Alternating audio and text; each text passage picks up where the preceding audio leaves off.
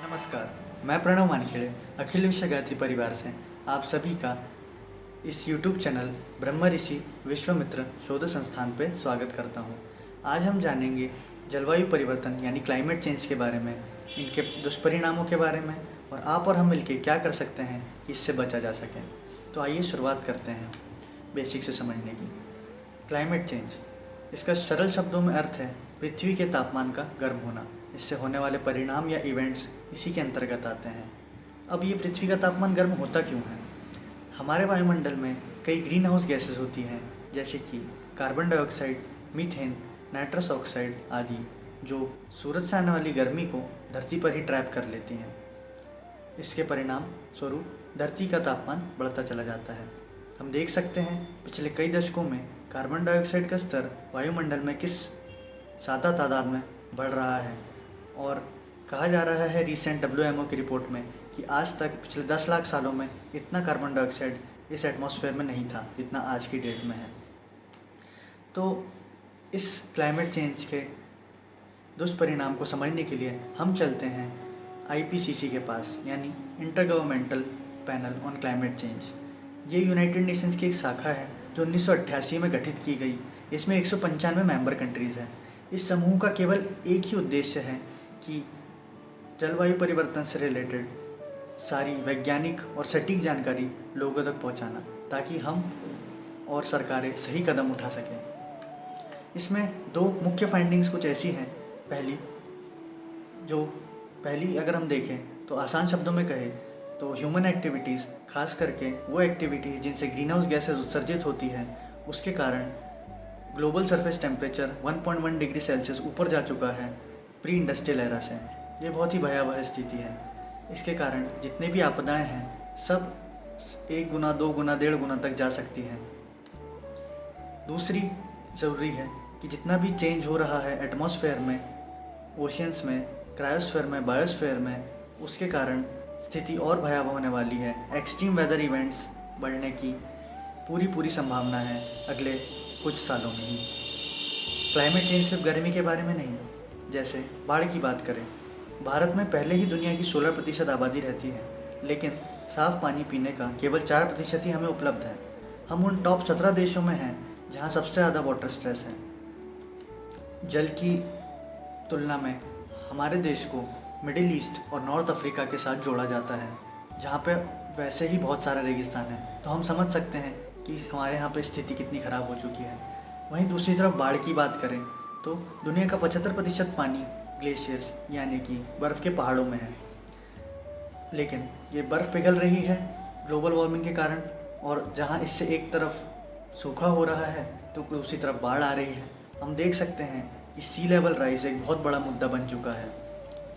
कुछ रिपोर्ट्स ये कहती हैं कि आने वाले सालों में अगर इसे नहीं कम किया गया तो हमारे यहाँ की प्रमुख सिटीज़ जैसे कि कोचिन, मुंबई, विशाखापट्टनम आदि के जलमग्न होने के बहुत ज़्यादा चांसेस हैं। तो इस सब को ठीक करने का मुख्य उपाय यही है कि पर्यावरण से ग्रीन हाउस गैसेस को कम किया जाए।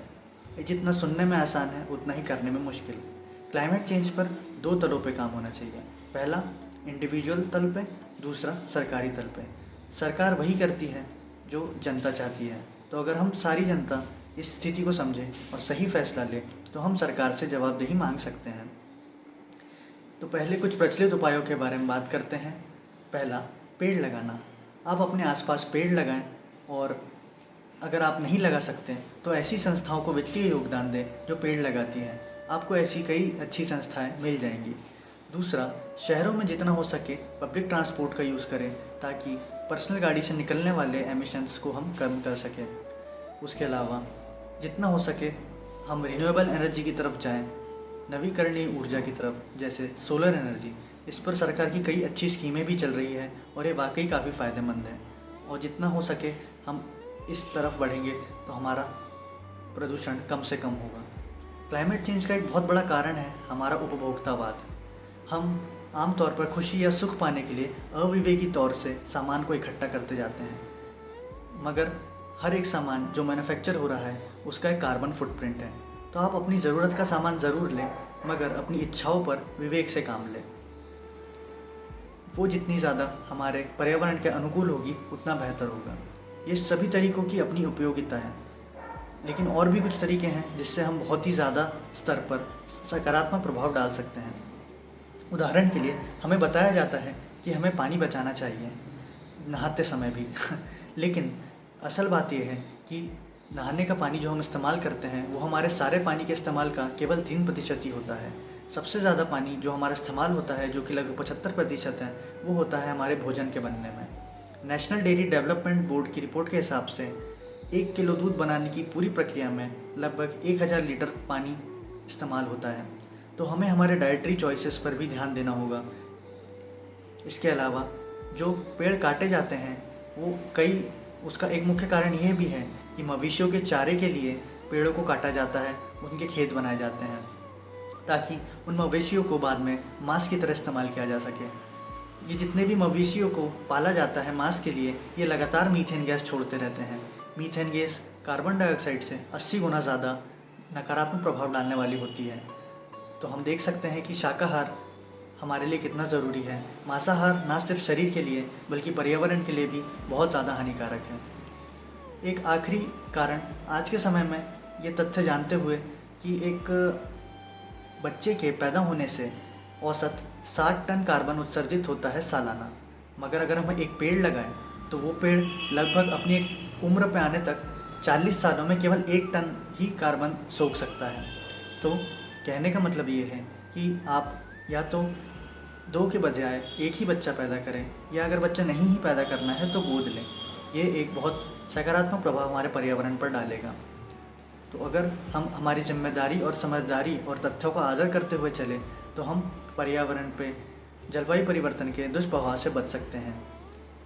आज इस वीडियो के लिए इतना ही। सीखते रहिए, बढ़ते रहिए। नमस्कार।